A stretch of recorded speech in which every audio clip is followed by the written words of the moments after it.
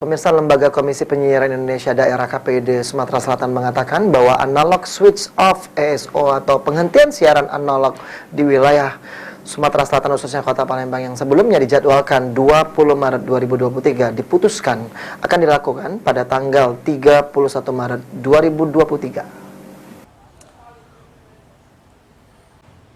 Ketua Komisi Penyiaran Indonesia Daerah KPID Sumsel Herfriadi menjelaskan bahwa analog switch off ASO atau penghentian siaran analog di wilayah Palembang yang sebelumnya dijadwalkan pada 20 Maret 2023 akan dilaksanakan pada tanggal 31 Maret 2023. Keputusan tersebut juga berdasarkan capaian distribusi set-top box STB untuk keluarga miskin yang sudah mencapai di angka 95%. Dan sesuai arahan dari Presiden Republik Indonesia Joko Widodo bahwa pelaksanaan analog switch off dilaksanakan setelah betul-betul masyarakat telah mendapatkan peralatan siaran digital yaitu set-top box.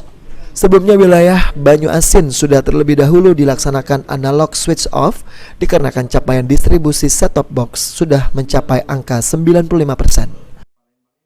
Terakhir kita rapat dengan yang belum ini kan untuk pusat itu kan di 3 provinsi ya, Banjarmasin, kemudian Bali dan Sumatera Selatan gitu ya. Nah, Banjarmasin yang terlebih dahulu sudah siap ASO. Salah satu indikatornya adalah sudah selesainya dibagikan STB di angka di 95%, baik dari bantuan pemerintah maupun bantuan lembaga penyiaran swastanya.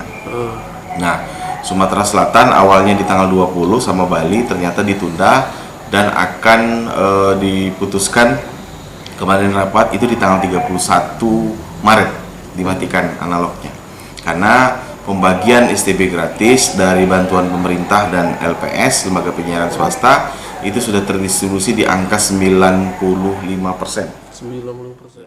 Aji Delia, PAL TV.